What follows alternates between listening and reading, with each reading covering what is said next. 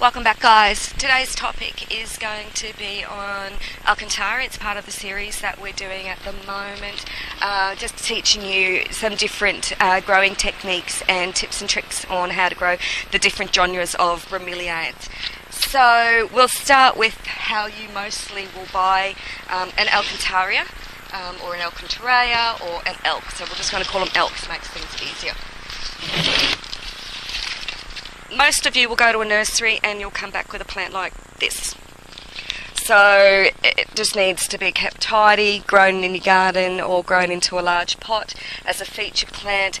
They grow in the sun. They come from really dry, arid areas where they climb on the cliffs, and so their roots themselves are used to hold the plants in place versus getting a lot of nutrients from them, but they do get extra nutrients when they've been grown in a pot like these ones have, because they form a fibrous root system.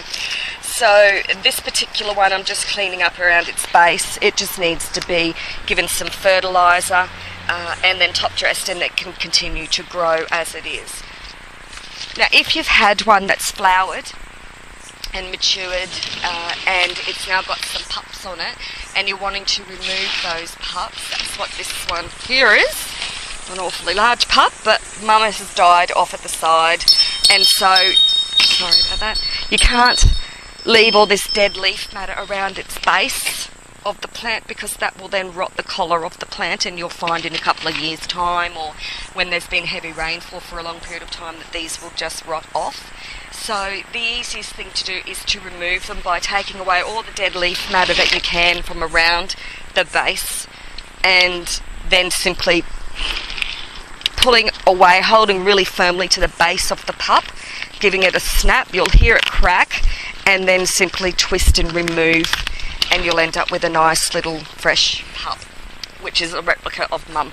Now to repot these ones, they simply need to have all of their dead leaf matter around the base removed, so it's nice and clean, and you can see the meristem of this plant is nice and clean, and it has a couple of roots already in place. So this one just needs to be planted not too deep, just above that collar mark, just above that meristem, and given some fertiliser, and then it can go into its position in the garden. Get rid of mum, because that mum is finished. We'll put this baby out of the way.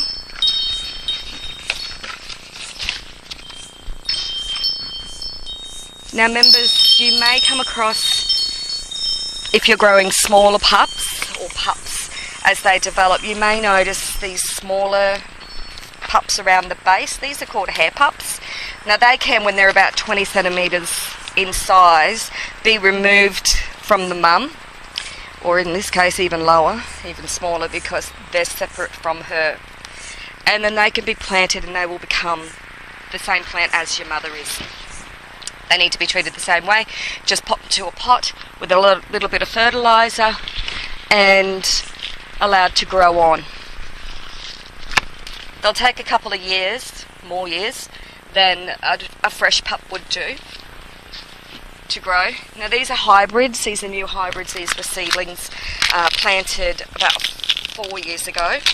So these are new hybrids. These are made specifically for growing in hot, arid areas. So what I've done is I've hybridised Vinicolour Red, which is known to do really well in our Queensland sun, and I've moved it onto one of the larger plants that we've got here that takes sun as well, which is Extensa, dark form, and put the two together and created a new hybrid as well.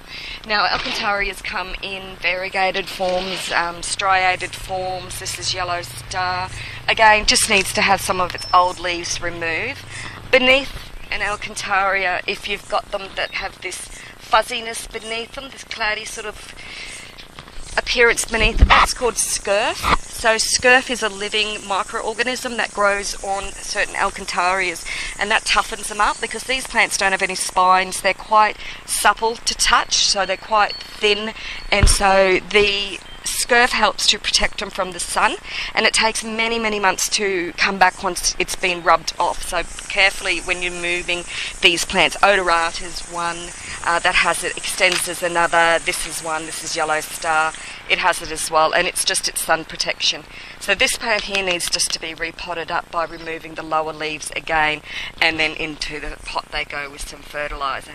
So a well open drainage potting mix that contains lots of free draining bark is needed, as well as drainage holes in them, and once again in gardens they need to have lots of free drainage, not to be sitting in their wet roots, or else they can snap off right at their root base.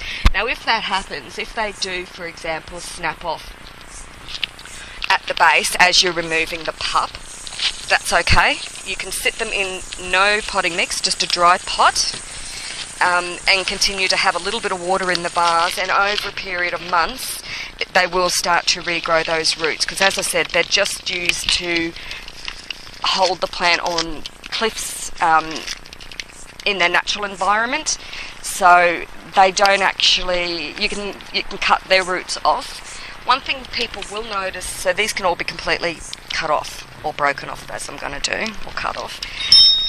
I keep hitting that thing. So you completely remove all of the roots, and then that can be potted on like that.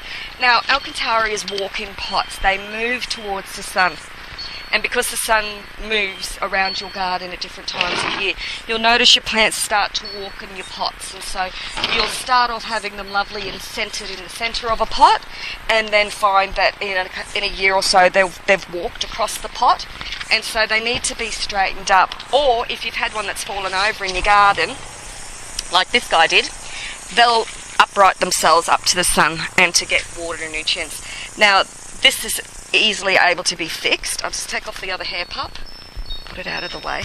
This is easily able to be fixed by removing all of the lower leaves.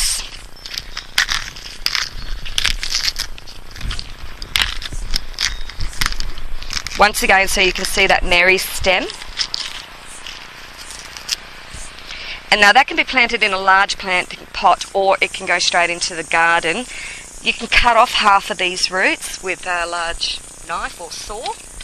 You can cut off half of those roots or more, so that it sits upright in a normal pot, if you'd like to do that, which is what we're going to do. We're just going to cut off the roots. And it's still not going to sit straight, it's still too wide, so I'm going to cut off some more of those roots.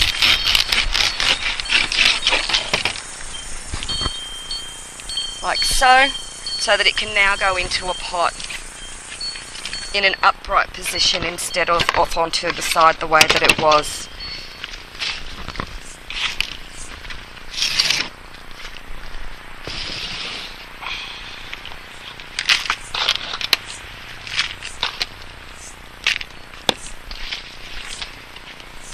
Now if you're hybridising, or if you're growing plants that are under formula that are not named, do ensure you keep your tags and your documentation when it comes to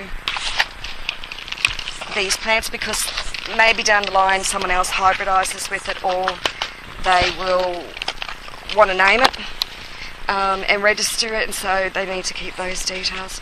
So that's how we straighten up our plants, and they're ready to go back into the garden to continue to grow.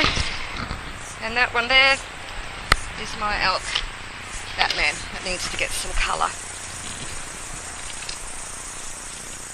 And that's the end of the video. Nice and easy. Lots of fertiliser, lots of water. They like both, but they can spend a lot of time without getting any nutrients and rain.